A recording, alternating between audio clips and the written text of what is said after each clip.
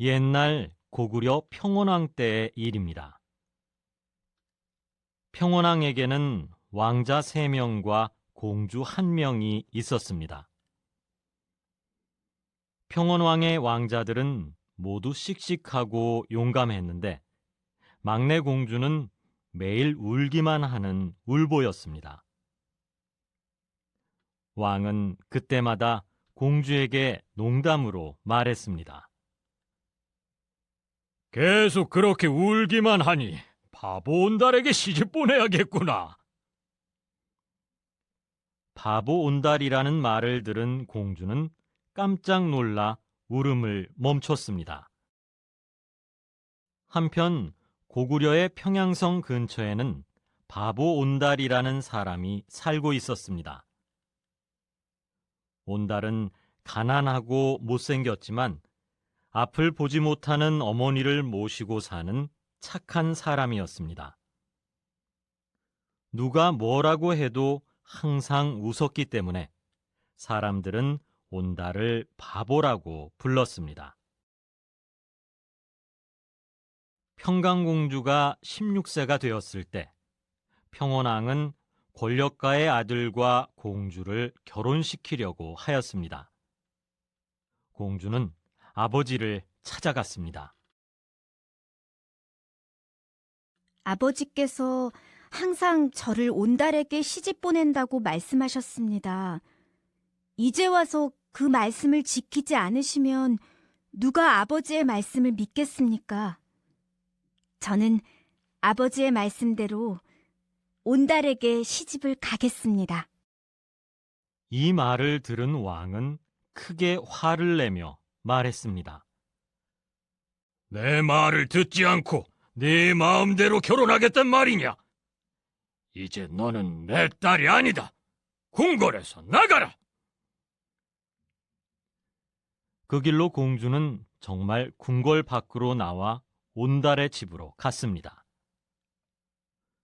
공주는 온달의 어머니를 만나 인사하고 찾아온 이유를 말했습니다. 그러자 온달의 어머니가 말했습니다. 냄새가 향기롭고 손이 부드러운 것을 보니 귀하신 분 같은데 이곳은 아가씨께서 계실 곳이 아닙니다. 이렇게 주위 사람들의 반대에도 불구하고 평강공주는 온달의 집에 있기로 했습니다. 평강공주는 궁궐에서 가지고 온 물건들을 팔아 생활에 필요한 것들을 샀습니다. 그리고 말을 사서 온달에게 말을 타는 방법과 화살을 쏘는 방법들을 가르쳤습니다. 평강공주는 온달이 훌륭한 장군이 될 수 있도록 열심히 도와주었습니다. 온달도 공주를 위해 열심히 배웠습니다. 이렇게 몇 년이 지났습니다. 그러던 어느 날 평강공주는 온달에게 말했습니다. 서방님, 그동안 고생이 많으셨습니다. 이제는 서방님의 실력을 보여줄 때가 되었습니다. 곧 사냥대회가 열릴 테니까 참가하십시오. 온달은 이 대회에서 뛰어난 사냥 실력을 발휘하여 왕의 눈에 띄었습니다. 왕은 그 사람이 온달이라는 것을 알게 되었습니다. 왕은 온달에게 벼슬을 내렸고 온달은 공주의 바람대로 장군이 되었습니다. 장군이 된 온달은 여러 전쟁에서 공을 세워 왕의 훌륭한 신하가 되었습니다. 어느 날 온달은 신라의 빼앗긴 땅을 다시 찾으려고 군사를 이끌고 전쟁을 하러 가게 되었습니다. 길을 떠나기 전 온달은 평강공주에게 약속했습니다. 내가 신라의 빼앗긴 땅을 꼭 찾아올 테니까 걱정하지 마시오. 그러나 온달은 그 전쟁에서 용감하게 싸웠지만 신라군이 쏜 화살에 맞아 죽고 말았습니다. 온달이 죽은 후 장례를 지내려고 하는데 온달의 관이 움직이지 않았습니다. 이 소식을 듣고 평강공주가 와서 온달의 관을 만지며 말했습니다. 죽고 사는 것은 이미 결정되었으니 약속은 잊고 마음 놓고 가십시오. 그러자 관이 움직여 장례를 지낼 수 있었다고 합니다. 옛날 고구려 평원왕 때의 일입니다. 평원왕에게는 왕자 3명과 공주 1명이 있었습니다. 평원왕의 왕자들은 모두 씩씩하고 용감했는데 막내 공주는 매일 울기만 하는 울보였습니다. 왕은 그때마다 공주에게 농담으로 말했습니다. 계속 그렇게 울기만 하니 바보 온달에게 시집 보내야겠구나. 바보 온달이라는 말을 들은 공주는 깜짝 놀라 울음을 멈췄습니다. 한편 고구려의 평양성 근처에는 바보 온달이라는 사람이 살고 있었습니다. 온달은 가난하고 못생겼지만 앞을 보지 못하는 어머니를 모시고 사는 착한 사람이었습니다. 누가 뭐라고 해도 항상 웃었기 때문에 사람들은 온달을 바보라고 불렀습니다. 평강공주가 16세가 되었을 때 평원왕은 권력가의 아들과 공주를 결혼시키려고 하였습니다. 공주는 아버지를 찾아갔습니다. 아버지께서 항상 저를 온달에게 시집 보낸다고 말씀하셨습니다.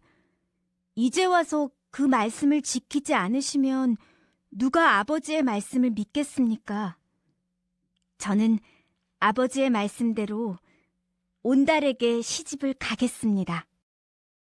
이 말을 들은 왕은 크게 화를 내며 말했습니다. 내 말을 듣지 않고 네 마음대로 결혼하겠단 말이냐? 이제 너는 내 딸이 아니다. 궁궐에서 나가라. 그 길로 공주는 정말 궁궐 밖으로 나와 온달의 집으로 갔습니다. 공주는 온달의 어머니를 만나 인사하고 찾아온 이유를 말했습니다. 그러자 온달의 어머니가 말했습니다. 냄새가 향기롭고 손이 부드러운 것을 보니 귀하신 분 같은데 이곳은 아가씨께서 계실 곳이 아닙니다. 이렇게 주위 사람들의 반대에도 불구하고 평강공주는 온달의 집에 있기로 했습니다. 평강공주는 궁궐에서 가지고 온 물건들을 팔아 생활에 필요한 것들을 샀습니다. 그리고 말을 사서 온달에게 말을 타는 방법과 화살을 쏘는 방법들을 가르쳤습니다. 평강공주는 온달이 훌륭한 장군이 될 수 있도록 열심히 도와주었습니다. 온달도 공주를 위해 열심히 배웠습니다. 이렇게 몇 년이 지났습니다. 그러던 어느 날 평강공주는 온달에게 말했습니다. 서방님, 그동안 고생이 많으셨습니다. 이제는 서방님의 실력을 보여줄 때가 되었습니다. 곧 사냥대회가 열릴 테니까 참가하십시오. 온달은 이 대회에서 뛰어난 사냥 실력을 발휘하여 왕의 눈에 띄었습니다. 왕은 그 사람이 온달이라는 것을 알게 되었습니다. 왕은 온달에게 벼슬을 내렸고 온달은 공주의 바람대로 장군이 되었습니다. 장군이 된 온달은 여러 전쟁에서 공을 세워 왕의 훌륭한 신하가 되었습니다. 어느 날 온달은 신라의 빼앗긴 땅을 다시 찾으려고 군사를 이끌고 전쟁을 하러 가게 되었습니다. 길을 떠나기 전 온달은 평강공주에게 약속했습니다. 내가 신라의 빼앗긴 땅을 꼭 찾아올 테니까 걱정하지 마시오. 그러나 온달은 그 전쟁에서 용감하게 싸웠지만 신라군이 쏜 화살에 맞아 죽고 말았습니다. 온달이 죽은 후 장례를 지내려고 하는데 온달의 관이 움직이지 않았습니다. 이 소식을 듣고 평강공주가 와서 온달의 관을 만지며 말했습니다. 죽고 사는 것은 이미 결정되었으니 약속은 잊고 마음 놓고 가십시오. 그러자 관이 움직여 장례를 지낼 수 있었다고 합니다.